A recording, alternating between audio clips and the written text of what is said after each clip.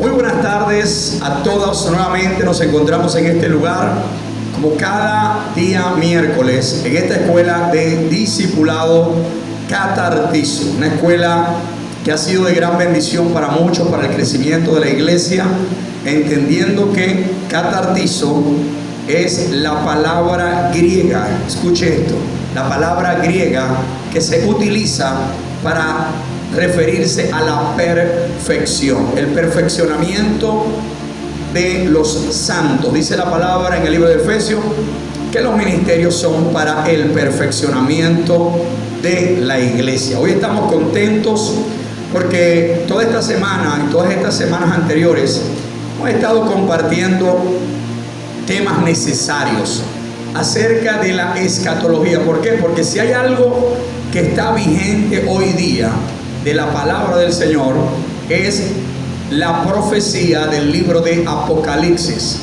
El libro de Apocalipsis, la palabra Apocalipsis, mucha gente le tiene miedo y el mundo la usa de una manera errada.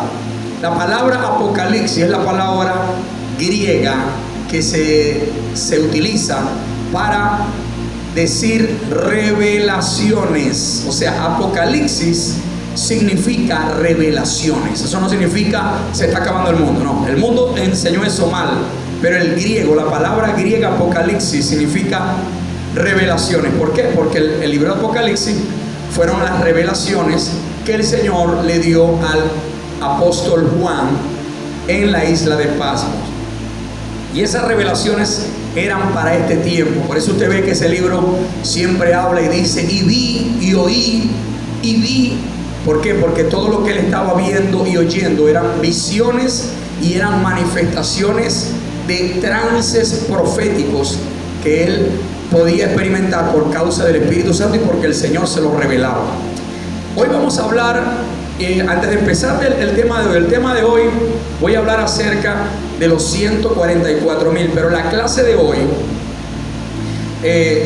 voy a hablar acerca de los 144,000 y del plan de salvación para Israel. O sea, no puedo hablar de los 144,000 si primero no hablo del plan de salvación de la nación de Israel. O sea, el plan que Dios tiene para Israel. Pero sabe que el tema de hoy es muy probable que lo demos en una segunda parte, así que esté atento, porque voy a hablar de cosas y de misterios que mucha gente desconoce, pero que en este tiempo es necesario que sean sacados a la luz, porque Israel es el reloj profético de las naciones. Y hoy vamos a estar hablando, o el reloj profético de los planes de Dios para con la humanidad. Hoy vamos a estar hablando un poco acerca de los 144,000, pero vamos a hablar del plan de salvación de la nación de Israel. Antes de esto, yo quiero, acá hay una pizarra donde quiero explicar cuál ha sido la cronología para todos los que nos están viendo y reforzar un poco en una imagen cuáles van a ser los eventos o cómo han transcurrido los eventos y cuál va a ser el final de todos los eventos según la cronología escatológica del libro de Apocalipsis. Entonces, básicamente nosotros vemos acá una línea. Esa línea significa el tiempo que Dios, que está en los planes de Dios, el tiempo en los planes de Dios que va a durar la humanidad, que va a durar el mundo. La gente cree que el mundo nunca se va a acabar. Bueno, hay un tiempo de inicio, un tiempo de culminación. En este tiempo de inicio nosotros podemos ver que aquí tenemos la ley. Aquí nosotros entendemos que todo lo que fue antes de la cruz del Calvario representa la ley. Génesis, Éxodo, Levítico, Número, Deuteronomio, todos los libros de Jueces, el libro de todos los profetas, todo está aquí establecido. Y se conoce toda la historia antes del sacrificio de Jesús, se conoce como el tiempo de la ley. En este tiempo se establecía que la ley establecía la muerte en el lugar donde había pecado. No había una negociación, sino que el que moría en pecado inmediatamente iba al lugar de condenación. Ahora, en el tiempo de la ley, lo que se conoce hoy en día como el lugar de tormento, o muchos lo llaman el infierno, quedaba en el mismo lugar. En el mismo lugar quedaba el Seol y el paraíso. Nosotros hemos explicado en clases anteriores que cuando una persona antes de Cristo moría, todos iban al mismo lugar, que era el llamado Seol o el Hades, que también ahí quedaba el paraíso. Entonces, por eso es que usted ve esta realidad cuando usted lee en la parábola, no, en la historia, porque no es una parábola, en la historia del rico y de Lázaro. Usted ve que el rico muere y Lázaro muere y van al mismo lugar. Y usted ve que había una cima entre ellos, que nadie podía pasar para allá ni nadie podía venir, porque los dos lugares, o el Seol o el lugar de tormento, todo el que moría iba al mismo lugar. Cuando Cristo viene y muere en la cruz, cuando Él hace su obra, inmediatamente ahí la historia es partida. ¿Por qué? Porque Jesús desciende al Seol. Y ahora, después que Jesús desciende, porque Él no fue primero al Padre, sino que cuando Él muere, Él primero desciende a la parte más baja, como lo dice el libro de Efesios. Y Él inmediatamente divide y hace una división. Cuando Cristo muere, desde el primer momento que Cristo muere, comienza el tiempo de la gracia. Finaliza el tiempo de la ley y comienza el tiempo de la gracia. Y en ese momento ya el Seol no queda en el mismo lugar, sino que cada persona cuando muere, si muere en términos de la fe en Jesús, esa persona va al paraíso. O sea, Él dividió el paraíso arriba y en el lugar de tormento abajo. Por eso dice el libro de Efesios que Él descendió a las partes más bajas y se llevó cautiva la cautividad y dio dones a los hombres, porque Él primero descendió para dividir ese lugar, y cuando Él ascendió al Padre, Él llevó con Él, consigo, llevó a todos los que habían creído, y el paraíso fue instaurado. Ahora, en el tiempo de la gracia, todo el que muere en el tiempo de la gracia, si muere en Cristo, va al paraíso, lugar de descanso. Pero si muere sin Cristo, va al Seol, que se conoce como lugar de tormento. Este no es el infierno propiamente hablando, es un lugar de retén temporal, como lo hablamos en clases anteriores. El tiempo de la gracia, nosotros ahorita estamos viviendo el tiempo de la gracia. Hoy en día, toda persona que muera no va, o sea, tiene la oportunidad. Usted puede tener el pecado que usted quiera tener o haya manifestado. Las muertes en el tiempo de la gracia no son de condenación si en vida yo reconozco el sacrificio de Jesús. No hay pecado tan grande en el tiempo de la gracia que Jesús no pueda perdonar. Todo el que muera antes que Cristo venga a arrebatar a su iglesia, el que muere en este periodo, si muere con la fe en el Señor Jesús, esa persona va al paraíso, al lugar de descanso. Si muere en pecado dándole espalda al evangelio, inmediatamente va al lugar de tormento. ¿Cuándo finaliza el tiempo de la gracia? Cuando la iglesia es arrebatada. La iglesia es arrebatada, y dice 1 de Tesalonicenses capítulo 4 verso 16 que un abrir y cerrar de ojos, los muertos en Cristo resucitarán primero. Entonces todas las personas que estén acá inmediatamente pasan acá.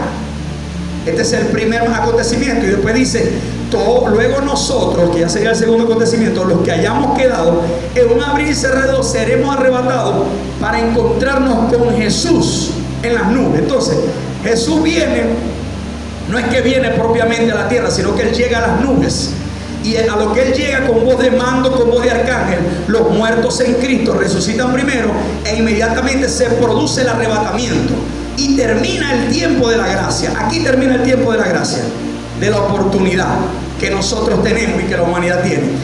Terminando el tiempo de la gracia, comienza el tiempo que la Biblia denomina como el tiempo de la tribulación. ¿Por qué? Porque el mundo va a entrar en un caos, y el mundo va a decir: wow, ¿y qué sucedió aquí? Tantas almas que se fueron. ¿Dónde está mi mamá? ¿Dónde está mi papá? ¿Dónde están los de la iglesia? ¿Dónde están los cristianos? Va a entrar en confusión total. La gente va a entrar en nerviosismo. La gente va a entrar en muchas calamidades. Y en ese momento se va a levantar un hombre que la Biblia llama el anticristo. El anticristo. El anticristo. Escuche esto, que más vamos a estar hablando con más profundidad en la próxima clase. Mire, el anticristo se va a levantar y el anticristo traerá un poder engañoso. La semana que viene, después de culminar esta parte de los 144, vamos a hablar un poquito acerca del anticristo. Miren, en el tiempo de la tribulación se levanta el anticristo, él traerá un poder engañoso y hará volver la atención de todo el mundo a él, porque él vendrá con un poder engañoso a decirle al mundo, no pasó nada, aquí no pasó nada, y él empezará y establecerá un tiempo donde él va a unificar las economías, donde él va a traer una aparente paz, y el mundo, como va a estar tomado por el espíritu anticristo, va a empezar a caminar y a decir, ay, no pasó nada, ¿verdad? Él tiene razón. E inmediatamente él va a establecer un pacto de 7 años, y a la mitad de esos 7 años, o sea, a los 3 años y medio principales, a la mitad de esos 7 años, él se va a revelar. Y aquí es donde él va a empezar a buscar su propia adoración, y va a buscar que el mundo lo adore, y va a empezar a sellar a todos los que quedaron acá y a perseguir a la iglesia. Aquí es que vamos a hablar un poquito de los 144,000, y aquí va a estar en este tiempo la tribulación, que es lo que vamos a hablar ahorita, pero le estoy haciendo un recuento rapidito para todos los que están allá. En estos 3 años y medio va a haber una persecución como nunca ha habido, y es donde se va a establecer lo que la palabra de Dios dice, la abominación desoladora de la que habló el profeta Daniel. En el libro de Daniel se habla acerca de la abominación desoladora, es porque el mismo anticristo va a ir al templo de Jerusalén, y en el templo de Jerusalén va a profanar ese templo, y él se va a autoproclamar el Dios del mundo.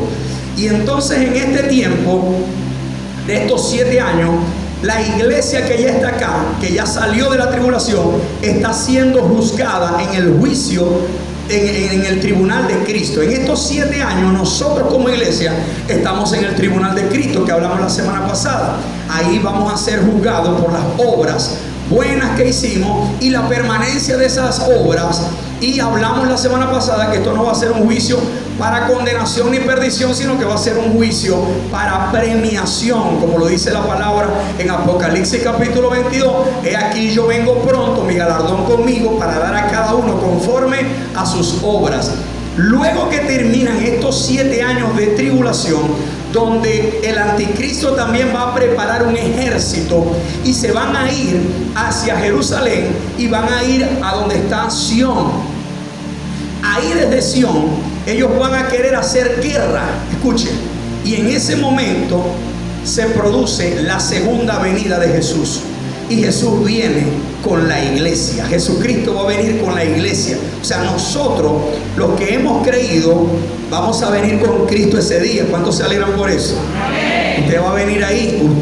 Usted que ha creído y yo que hemos creído, no vamos a ver a Jesús con nuestros ojos. Ya yo le voy a enseñar algunas cosas. Y vamos a venir, y Jesús vendrá con su autoridad, con espada aguda, para destruir, que es lo que se conoce acá como el día del Señor. Aquí en esta temporada va a haber una matanza muy fuerte, donde hoy le voy a hablar un poquito acerca de esto, y va a haber un tremendo y un fuerte mover de muerte en la tierra, donde va a ser destruido toda aquella persona que quedó en la tierra, que se dejó sellar por la bestia, por el anticristo, y le dio la espalda al Señor. Luego que finaliza este tiempo horrible en la tierra, que no se lo recomiendo a nadie, inmediatamente todas las almas que mueran acá, escuche esto, todas las almas que mueran en esa matanza, y todas las que mueran acá, o sea, en esta matanza, inmediatamente ellas van a ir acá al lugar de tormento.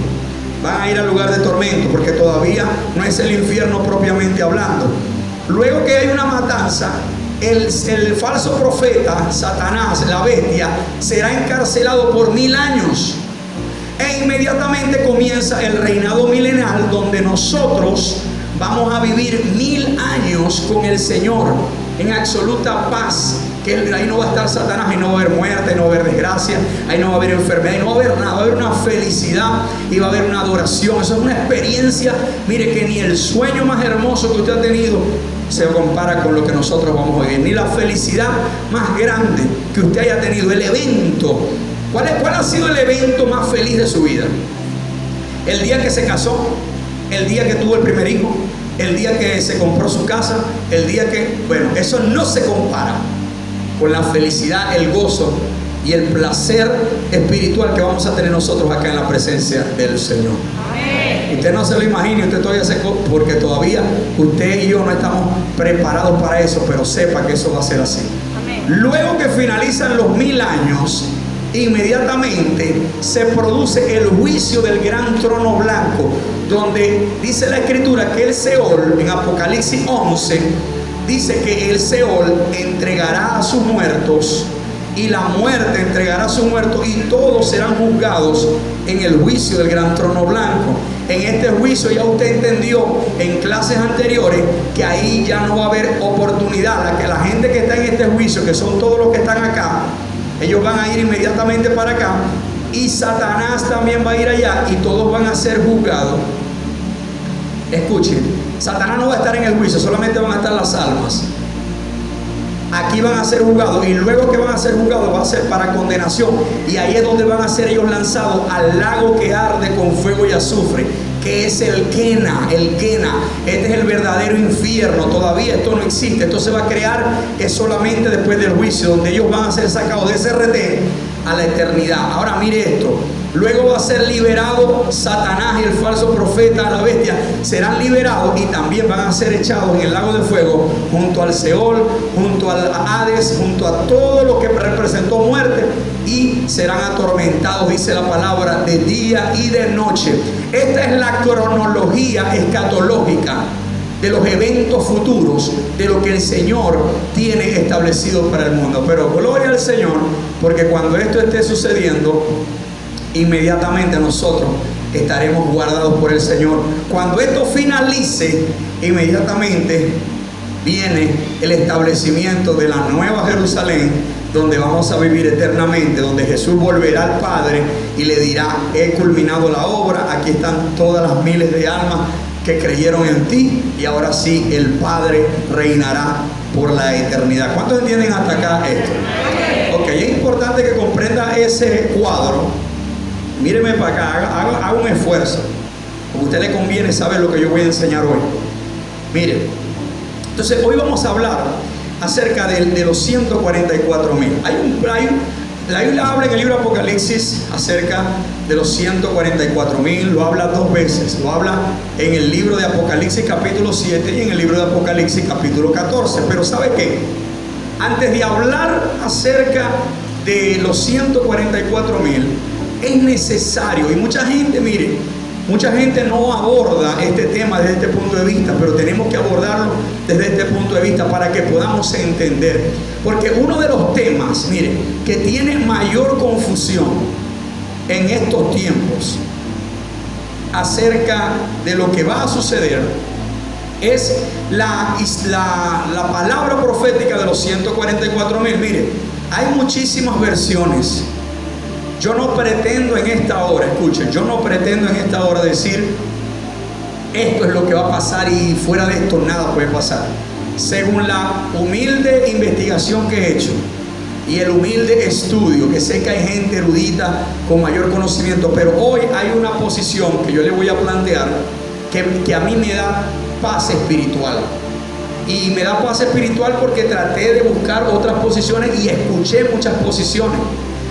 De hecho, hay personas, y tengo que hablarlo así porque estamos en tiempo de entender la verdad. Los testigos de Jehová dicen que ellos son los 144,000 que van a ser, que son los únicos que van a ser guardados. Esta posición, cuando la iglesia de los testigos de Jehová se levantó, ellos decían que ellos eran los 144,000. Pero después ellos empezaron a ver que a la final de los años 90, ya ellos superaban los 3 millones de personas a nivel mundial. Y ellos decían, bueno, si son 144,000, entonces ellos tuvieron que cambiar un poco esa perspectiva, porque ellos pensaban, y de hecho hay muchas posiciones radicales hasta el día de hoy que siguen diciendo que los únicos salvos son ellos, los 144,000. Pero estas cosas suceden es porque erran en las escrituras por causa de la ausencia del Espíritu Santo del Señor. Escucha acá. Los 144,000 son van a ser unas personas con una comisión particular. Y los 144,000 van a salir a la luz en el tiempo de la tribulación. Dios va a levantar 144,000 personas que van a tener una comisión especial que ya yo le voy a hablar. Pero miren, la función de los 144,000 está ligada directamente con el plan de salvación de la nación de Israel. Ay, hermano, luche para que escuche esto. No se deje vencer, luche para que usted agarre esta revelación que Dios le va a entregar. Mire, yo voy a leer uno de los textos más conocidos de la Biblia y que verdaderamente a veces lo vemos, porque en un punto yo también lo hice, mal interpretado. Y usted preste atención, porque usted es de esta casa y los que nos están viendo, para que podamos entender qué es la posición que verdaderamente Dios nos habla. Escucha acá. Debemos comenzar por lo principal. El libro de Joel, capítulo 2, versos 28 al 32. Es uno de los textos que mucha gente cita hablando acerca del gran avivamiento. ¿Estamos esperando un avivamiento? Claro que sí. Pero vamos a entender algunos eventos que suceden acá. Libro de Joel, capítulo 2, verso 28, pendiente de los líderes que les interesa saber esto que voy a hablar. Dice: y después de esto, dice Joel, derramaré mi espíritu sobre toda carne, y profetizarán vuestros hijos y vuestras hijas. Vuestros ancianos soñarán sueños, vuestros jóvenes verán visiones, y también sobre los siervos y sobre las siervas derramaré mi espíritu en aquellos días. Mira acá, escuche esto. Es importante que entendamos que este texto me habla acerca de un evento que iba a suceder, porque este texto lo escribe Joel. Joel lo escribe en los tiempos de la ley, proféticamente. Pero este evento se iba a cumplir en el tiempo de la gracia, y usted lo puede ver en el libro de Hechos, capítulo 2, donde dice la escritura que Pedro predicó el evangelio, y Pedro, cuando estaban juntos unánimes, el Espíritu Santo vino y todos fueron llenos del Espíritu Santo y hablaron en lengua, y se produjo el primer avivamiento profetizado. O sea, el cumplimiento de esta palabra se realizó el tiempo donde el Espíritu Santo vino sobre la iglesia, sobre los 120, y fueron bautizados y hablaron en lengua. Mírenme acá. Y el evangelio se predicó con poder, con señales, y la gente creía, la gente tenía hambre. La gente tenía hambre. Entonces, ¿para qué nosotros necesitamos, o por qué el Señor habla en este tiempo del avivamiento? ¿Por qué el avivamiento? Porque el avivamiento tiene que ver con un despertar de la humanidad, un despertar del mundo para poder reconocer, escuche, la necesidad. ¿Qué es lo que trae sencillamente un avivamiento? Mira acá. Un avivamiento trae un despertar y un reconocimiento del pecado, que la persona dice: sí, en verdad, yo reconozco que estoy en pecado y que necesito a Dios. Y el avivamiento produce que las personas vuelvan y tengan hambre y necesidad por Dios. Por eso es que es muy difícil predicar el evangelio sin avivamiento, sin el mover y el fuego del Espíritu Santo. Aquí en Joel se habla acerca de este evento, pero inmediatamente nosotros en el tiempo de la gracia, aquí estamos en el tiempo de la gracia, nosotros estamos experimentando un avivamiento, escuchen, que comenzó en el día del Pentecostés y que se mantiene, escuchen, hasta este tiempo. Escúcheme acá. Ese avivamiento se mantiene hasta este tiempo. El día que la iglesia es arrebatado, el avivamiento cesa. Escúcheme, cesa el avivamiento, y es necesario entonces que venga el trabajo de los 144,000, porque el avivamiento es el que va a producir, escuche, va a producir que el mundo reconozca a Cristo y la necesidad y la realidad de una muerte antes de la venida de Cristo, y luego que la iglesia se va, este avivamiento que dice la palabra del Señor cesa, porque ya el Señor tiene otros planes, y le voy a explicar por qué cesa. Míreme para acá un momento. Dice la Escritura que tiene que ser derramada sobre toda carne, y este es el versículo que hoy en día nosotros entendemos que está vigente hasta el día de hoy. Cuando las personas a veces me preguntan y me dicen: pastor, ¿y por qué, de qué manera usted me demuestra a mí que el ministerio del pastoral está en la mujer? La mujer tiene que estar callada en la iglesia. La mujer, y por mucho tiempo, por malinterpretar el mensaje que Pablo le dio a una iglesia específicamente por causa de la condición de la mujer en esa tierra, en ese sector, ¿verdad? Ellos malentienden y dicen que al día de hoy no, la mujer no puede hacer nada dentro de la congregación que tenga que ver con ministración. No, usted me disculpa, estamos viviendo el tiempo de ese avivamiento que va a producir la mayor cantidad de almas. Por eso es que usted ve ahorita que nosotros como ministerio, la comisión que Dios me ha entregado, está el peso que Dios me ha entregado, es de ir a predicar el evangelio como nunca, con señales, trayendo, y usted está viendo un avivamiento. La gente, ¿por qué cree usted que la gente está buscando? Porque estamos en esto y estamos procurando y creemos esto. Hay iglesias que lamentablemente no están en esto y no están avivadas. Usted ve iglesias con 10, 15, 20 personas. Esa no es la voluntad, porque antes que venga el evento del arrebatamiento, Dios derrama este avivamiento y este espíritu para que muchos crean y no pasen por esta tribulación que está preparada para los desobedientes, o mucho menos vayan al lugar de tormento. Por eso es que tenemos que predicar, por eso es que hay señales, por eso es que estamos tomando cancha, por eso es que vamos a tomar una ciudad, pero por causa de esto, porque pronto se va a ejecutar el avivamiento. Ahora escuchen, se va a ejecutar el arrebatamiento. Ahora escuche esto, miren. Después que habla del avivamiento, que dice que todo espíritu, el espíritu será derramado sobre toda carne, y los jóvenes y los ancianos, y habrá un hambre de buscar del Señor bien hermosa, porque el Señor necesita esto para que todos crean. Mire lo que dice acá: y daré prodigios en el cielo y en la tierra, y sangre y fuego, y las columnas de humo. Dice: el sol se convertirá en tiniebla y la luna de sangre antes que venga el día grande y espantoso del Señor. Aquí me está hablando de la tribulación. Hay gente que hace meses atrás hubo una luna roja, y todo el mundo en Facebook decía: ay, esto está en la Biblia, la luna roja. Esa no es la luna roja. La luna roja va a ser la antesala al día del Señor. Porque aquí dice la palabra: antes que venga el día grande. Mire cómo lo dice acá: grande y espantoso. El que esté aquí el día del Señor va a vivir y a experimentar la ira de Dios. Usted sabe que se utiliza un término en la Biblia que a mí me impacta mucho, y se habla acerca de la ira del Cordero. La ira del Cordero.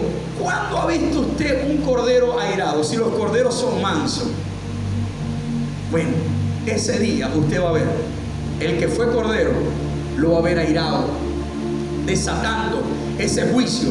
Y ahí es donde dice que dice la palabra que la luna, el sol se convertirá en tinieblas y la luna en sangre, porque va a haber una mortandad tan grande. La tierra quedará llena de sangre, y la luna, cuando refleje sus rayos a la tierra, se devolverán, y la gente verá la luna alumbrando. Porque usted sabe y entiende que la luna en sí no emana luz, sino que ella emana es el rebote de un resplandor. La luna en sí no emana como el sol. El sol emana luz, no, la luna es un espejo prácticamente. Bueno, así será roja, porque la tierra estará cubierta. Escuche esto: estará cubierta de sangre. Ahora entienda esto. Después dice: y todo aquel, aquí es donde viene la parte que le quiero enseñar, y todo aquel que invocare el nombre de Jehová será salvo.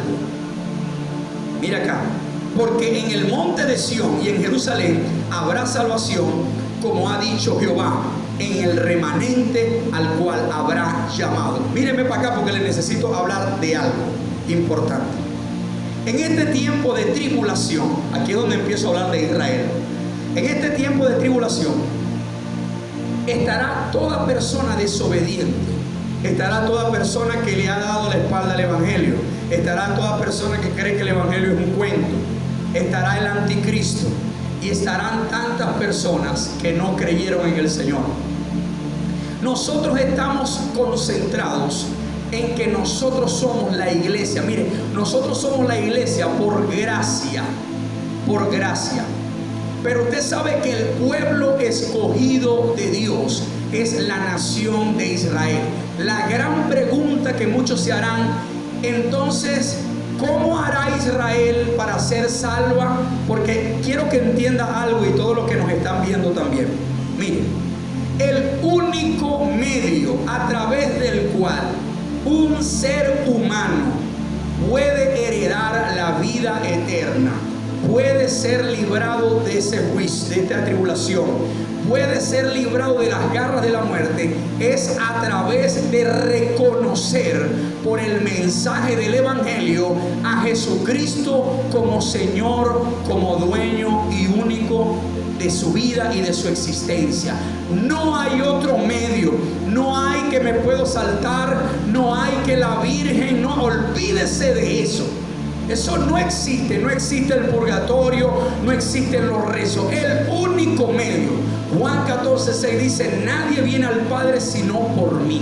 El único medio de poder ir a la vida eterna se llama Jesús. Ahora, al día de hoy, existe la población mundial, la nación de Israel. Y en Israel, si usted va hoy y se para en una plaza de Israel, en Jerusalén, y dice Cristo vive, y predica el evangelio, le caen a piedra, lo censuran y lo empujan y lo mandan a callar, porque los judíos, o la mayoría de los judíos, no reconocen que Jesucristo es el Hijo de Dios. Ellos todavía están esperando al Hijo de Dios, que según ellos no ha llegado, porque como la profecía dice que el Mesías vendría del linaje de Judá a través y sería hijo de David. Ellos están esperando una persona que se parezca bíblicamente a David, un rey con mucho esplendor. Pero si usted ve la condición en la que vino Jesús, que nació en un pesebre, que no tenía donde recostarse, y que él era un hombre que aparentemente parecía como del vulgo, ellos dicen, no, ese no es mi Jesús, o ese no es mi Cristo. Yo estoy esperando un Cristo montado en un caballo, vestido de rey, porque dice la Biblia que él es hijo de David. Y David no era un mendigo, o David no tenía, la palabra no es mendigo, sino que David no nació en un pesebre, David tenía dinero.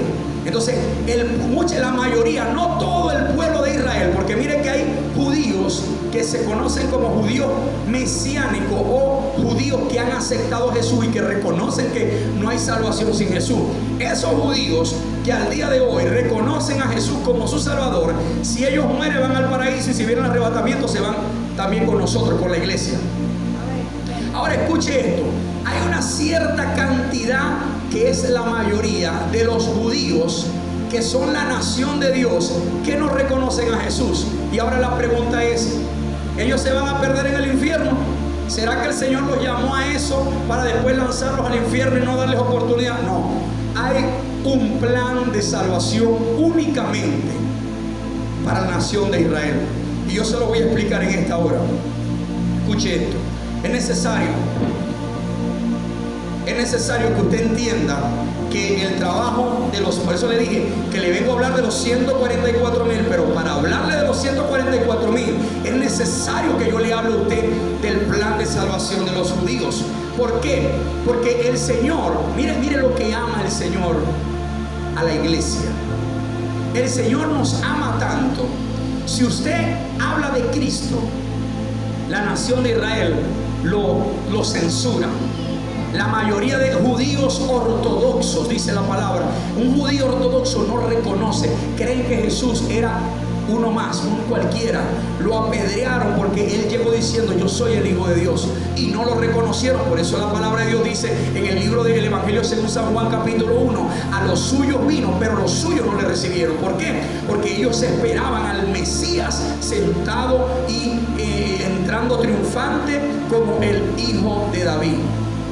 Ahora escuche esto: el Señor, para que nosotros pudiésemos ser salvos, la iglesia pueda ser salva, Él tuvo que tomar a toda la nación de Israel y meterlos en una especie de ceguera espiritual. ¿Por qué? Porque un judío jamás va a aceptar que una persona que no sea sangre judía diga que es hijo de Dios. Ellos no aceptan a otra nación que venga a decir que también Jehová es su Dios. Entonces, como son muy celosos, el Señor, por causa de que nosotros pudiésemos entrar en la salvación, tuvo que entenebrecerlos a ellos en su razonamiento. Por eso es que ellos, al día de hoy, ellos están como cegados. Mire lo que dice la palabra del Señor en Romanos capítulo 11, verso del 7 al 8. Usted tiene que aprender esto. Pablo, cuando le habla a los romanos, habla acerca de esto que le estoy enseñando. Pablo dice en Romanos 11 del 7 al 8, dice Pablo: ¿qué pues? Lo que buscaba Israel no lo ha alcanzado, pero los escogidos sí lo han alcanzado, y los demás fueron endurecidos. Escuchen, miren lo que dice acá. O sea, lo que Israel iba a alcanzar, que era vivir y tener la eternidad con el Señor, que no lo van a alcanzar. No, ya va. Dice: pero los escogidos sí lo han alcanzado, y los demás fueron, escuche, fueron endurecidos. Esto me habla de que el Señor endureció el corazón. El Señor endureció el corazón. ¿Para qué? Para que los escogidos pudiésemos entrar. Mire lo que dice acá en el verso 8. Dice: como está escrito, Dios le dio espíritu de estupor, ojos con que no ven, oídos con que no oigan, hasta el día de hoy. ¿Qué quiere decir esto? Usted sabe lo que significa espíritu de estupor. Dice la Biblia que Dios le dio a la nación de Israel hasta el día de hoy un espíritu de estupor. Y la palabra espíritu de estupor tiene que ver con que le cerró la mente, le cerró los ojos y le cerró el entendimiento. ¿Para qué? Para que nosotros pudiésemos ser salvos. Porque ellos no iban a aceptar que otra nación dijese también que el Dios de Israel es el Dios de nosotros. Para ellos eso es una blasfemia. Ellos pueden apedrear, ellos pueden perseguir y hacer lo que sea por causa de ellos defender de que Jehová o Hashem es el único Dios de Israel. Pero dice la Escritura que Dios los metió a ellos en un entenebrecimiento. ¿Para qué? Para que nosotros hasta el día de hoy pudiésemos llegar. Hay una traducción en inglés que me gusta porque dice slumber. Slumber significa les dio un sueño, los adormeció. ¿Para qué? O sea, lo dejó así como para que nosotros pudiésemos entrar por la gracia. Escuchen, Romanos 11, 25 al 26 dice: porque no quiero, hermanos. Ahora Pablo alerta a la iglesia. Ay, mírenme para acá. ¿Por qué alerta a la iglesia? Porque por no haber entendido esto, al día de hoy hay iglesias que creen, o hay doctrinas que creen que la iglesia reemplazó a Israel. Y míreme para acá, nosotros en ningún momento hemos reemplazado a Israel. Israel es Israel. Las promesas de Israel son para Israel. Israel es la niña de los ojos del Señor. Nosotros, por gracia, Dios nos permitió entrar. Pero hermano, Israel es irreemplazable.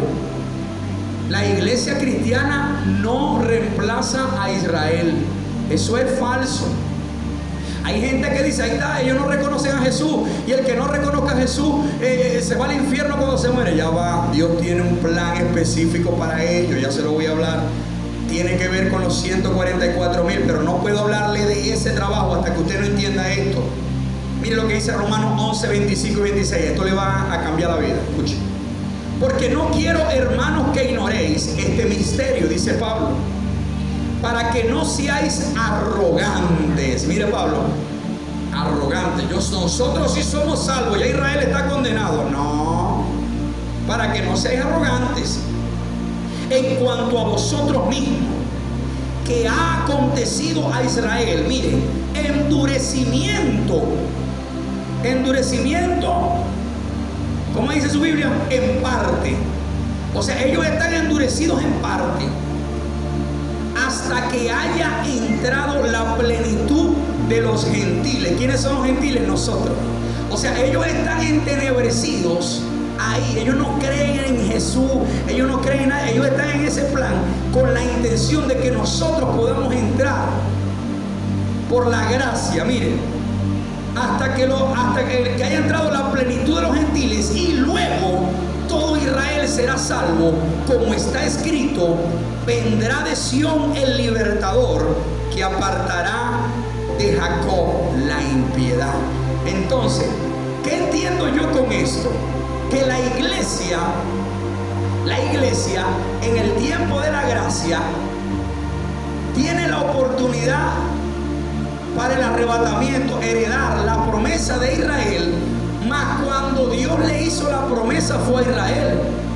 Él llamó fue a Israel. ¿Por qué llamó a Israel y no llamó a Venezuela o no llamó a cualquier otro país? Eso ya es asunto del Señor. Yo no me meto con eso. Yo lo único que sé es que Israel es la nación, es la niña de los ojos del Señor. El que se mete con Israel se mete directamente con Dios. Pero nosotros, por gracia, el Señor permitió y los tiene a ellos como en una especie de espíritu de estupor, cegados en su ley, cegados en la Torá, cegados en que no, ahí, para que nosotros pudiésemos entrar. Porque mire para acá, se lo tengo que decir aunque se escuche cruel. Míreme para acá. Pero el plan no era para nosotros. El plan era para Israel. Nosotros estamos entrando por gracia. Porque el problema era que Dios iba a usar a Israel para ganar todo el mundo. Pero ellos no accedieron. Ellos no entendieron. Y Dios dijo, bueno, sigue estando mi plan con ellos, pero ahora voy a usar a los gentiles. Y voy a salvar primero a los que no era la promesa, pero después yo no me voy a olvidar de que la promesa es con ellos. Entonces nosotros somos salvos por gracia, no porque nos lo merezcamos. Israel se merece por ley salvación, nosotros por gracia.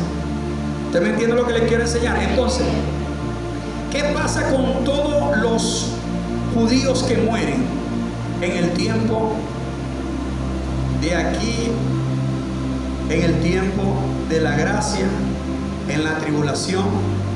¿Qué pasa con esos judíos? ¿Los judíos experimentarán el día del Señor? Mírenme por acá. No. La nación de Israel se perderá porque no creyó en el Señor, y llegarán aquí, porque los que lleguen aquí van a ser destruidos. Ellos, miren, les voy a enseñar algo. Cuando el anticristo se levante en el tiempo de la tribulación a perseguir a los cristianos, si va a perseguir a los cristianos, imagínense cómo será perseguido Israel. Muchos historiadores o gente que sabe de estos temas más a profundidad llegan a la conclusión de que el holocausto nazi que ellos vivieron no se compara con lo que van a sufrir y la persecución que va a haber aquí en este tiempo. Yo no sé si usted me entiende eso. Entonces, es tiempo de comprender. Hasta aquí, ¿cuánto tiempo llevamos ahí? 43 minutos ya. Ok, rapidito entonces. Hasta este tiempo, Israel o los israelitas, porque es necesario que yo lo vuelva a decir, habrán judíos, y al día de hoy hay judíos que creen en Jesús. Hay judíos que creen en el bautismo del Espíritu Santo. Hay judíos que creen en los 5 ministerios. Hay judíos mesiánicos, judíos con sangre israelita, que creen en Jesús. Ellos cuando mueran se van con nosotros en el arrebatamiento o se van a descansar allá. Eso es una parte de Israel que se va, porque hermano, vuelvo y se lo repito, si Israel necesita reconocer a Jesús, ¿cuánto no cree usted que el mundo necesita reconocer a Jesús? No hay otro medio. Escuche, hermano, y este es el mensaje cristocéntrico. No hay otro medio a través del cual podamos ir al descanso eterno, sino a través del Evangelio y de reconocer a Jesús como Señor y Salvador. No es por obras, no es por nada, no es por rezos, no es por vírgenes, no es por santo, es esto. Este es el plan. Jesús fue enviado para que todo el que le reconozca y crea en Él no se pierda. Entonces, ¿cómo va a salir Israel en este tiempo si yo le acabo a usted de enseñar que no hay otro medio y no hay otro mensaje, escuche, que usted o que el hombre pueda tener para recibir? ¿Cómo puede Israel, si yo voy ahorita allá a Israel y le digo a un judío ortodoxo, eso que se ponen el sombrerito, que tienen los pelitos aquí, que se visten de negro, ¿cómo le llego yo a un israelita y le digo, mira, Jesucristo es el Hijo de Dios, Él es el Señor, acéptalo para que seas salvo? Él me puede abofetear, él me puede insultar, porque él está cegado, entenebrecido. Ninguna persona que le llegue a un judío, si no le llega con poder, si no le llega respaldado por Dios, como le han llegado muchos, porque muchos han creído, van a poder creer. Ellos no van a poder ser librados de esto. ¿Qué tiene que pasar? Bueno, hermano, mírenme para acá. Ahí es donde entra la obra de los 144,000. Mire, los 144,000 son... La Biblia dice que el escenario de ellos será en este tiempo de la gran tribulación. Aquí es donde ellos van a empezar a hacer la obra, pero ellos van a ser direccionados única y exclusivamente, escuche, para levantar un pueblo que es llamado la nación de Israel. ¿Por qué? Porque la misma característica de estos 144,000, y voy a establecer este punto para dejar la segunda parte para la semana que viene, la misma característica de esas personas los lleva a ellos a que no cualquiera les puede a ellos predicar. ¿Quiénes son estos 144,000? Los testigos de Jehová decían que eran ellos. Vamos a conocer solamente algunas características de estas personas y cuál va a ser su trabajo, pero vamos a dejar una parte acá y continuamos la semana que viene. La palabra me habla de los 144,000 solamente en dos lugares de la Biblia, en Apocalipsis capítulo 7 y en Apocalipsis capítulo 14. Pero mire acá esto, escuche esto. En Apocalipsis capítulo 7, verso del 4 al 8, ¿de dónde saldrán estos 144,000? ¿Será que pueden ser los testigos de Jehová? ¿Cualquier persona podrá ser de esos 144,000? Aquí hay unas características. La primera característica las dice el apóstol Juan en Apocalipsis 7 del 4 al 8. Dice, oí el número de los sellados. Mire, primero y principal, serán 144,000 hombres que el Señor les colocará un sello especial. Ese sello que tendrán los 144,000 los hará a ellos y les dará la habilidad de no poder morir en este tiempo. Dios los librará y los guardará a esos 144,000 hasta que culmine esa encomienda. Escucha acá.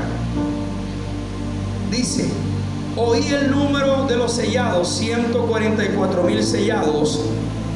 Ahora dice, de todas las tribus de Israel. Quiere decir que no será cualquier pueblo, sino que será del mismo pueblo de Israel. Porque a los israelitas no les puede llegar a hablar otra persona que no sea del pueblo de Israel. Entonces ellos serán de las 12 tribus de Israel. ¿Cómo están compuestas? Mire cómo dice: de Judá 12.000 sellados, de Rubén, la tribu de Rubén, 12.000 sellados, de la tribu de Gad 12.000 sellados, de la tribu de Aser 12.000 sellados, de la tribu de Neftalí 12.000 sellados, de la tribu de Manasés 12.000 sellados, de la tribu de Simeón 12.000 sellados, de la tribu de Leví 12.000 sellados, de la tribu de Isaacar 12.000 sellados, de la tribu de Zabulón 12.000 sellados, de la tribu de Benjamín 12.000 sellados, y de la tribu de José 12.000 sellados. Si usted multiplica 12.000 por 12, le da 144.000. Esas personas son las que ya el Señor tiene determinadas. La mayoría de ellos, muchos de ellos, a lo mejor estarán dispersos por todo el mundo, pero ya ellos tienen una comisión establecida. Ellos tienen una comisión establecida que ellos a lo mejor no la saben, pero ellos tienen algunas características. La semana que viene vamos a hablar de la característica principal. Una de esas características, para irle adelantando, es que ninguno de ellos se ha contaminado con mujer. O sea, todos son vírgenes. Todos son vírgenes. Estos 144.000 no se han contaminado con mujer. Entonces ya eso tira por tierra de que son los testigos de Jehová. Amén. Que la mayoría tiene esposa, tiene esposo, y pare usted de contar. Y tampoco somos nosotros y somos usted, porque usted tiene esposa y usted ha tenido contacto sexual de cualquier tipo. Ellos, la característica principal que vamos a hablar la semana que viene, y otras características y de la obra, es que ellos no han tenido contacto sexual. Dice la Biblia que se han guardado y han sido preservados vírgenes. Esto me habla a mí de un nivel de santificación, y esto me habla a mí de un nivel de condición como la que Jesús vivió. Ya por ahí le estoy soltando algo para que usted vea todo lo que el Señor hace con una persona en santidad. Imagínense que esas personas no conocen mujer, ellos conocen a Dios, ellos están guardados para el Señor, ellos son prácticamente, vamos a llamar nazareos, son gente apartada al día de hoy. Muchos de ellos ya han nacido, muchos de ellos están creciendo, usted no sabe quiénes son, yo no sé quiénes son, lo único que sí sabemos de dónde saldrán, y ya más o menos entendemos cuál será la comisión de ellos. ¿Sabe por qué? Ellos han sido llevados solamente a la nación de Israel. ¿Por qué? Porque ya los cristianos que queden en este tiempo, los cristianos que estén en ese tiempo, serán cristianos que ya como mínimo han conocido el Evangelio. Ya han escuchado el Evangelio, pero han endurecido, o conocen el Evangelio y vivían vidas tibias, que llama la palabra, que dice que a los tibios los vomitará. Entonces ellos van a ser en ese tiempo apartados. Pero el judío ortodoxo tiene que ser confrontado y le tiene que ser anunciado el Evangelio a través de uno de su misma sangre. ¿Cuántos dicen amén?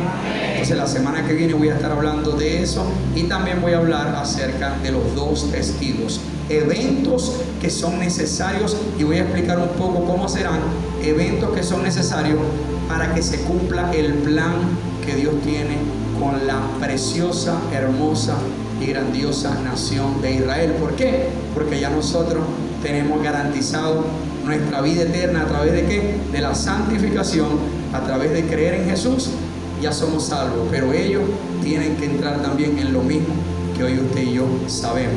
Entendemos que no somos más que Israel. Israel es la niña de los ojos, es la con la que Dios hizo el pacto.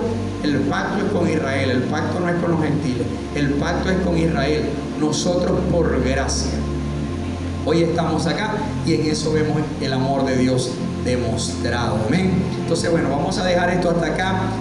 Las preguntas puede escribirlas, puede enviarlas, estamos a la orden para responder. Y sabemos que la semana que viene culminamos la segunda parte de este poderoso tema, los 144.000, el plan de salvación del Señor. Vamos a estar hablando también de los dos testigos, cómo serán, quiénes son, cuál es el trabajo de ellos, porque si hay algo que Dios ha guardado es el plan de fidelidad de salvación para todo el que crea. El único medio es Jesús y el Evangelio, creyendo el Evangelio, arrepintiéndose de corazón, reconociendo a Jesús como el Hijo de Dios. Y nosotros lo hemos tenido, e Israel también los quiere o los tiene que tener. Así que bueno, te bendigo en el nombre de Jesús. Esto fue Catartizo. Yo soy el pastor Leomar García. Estamos a la orden para seguir compartiendo. Comparte este video con personas. Este video es una posición.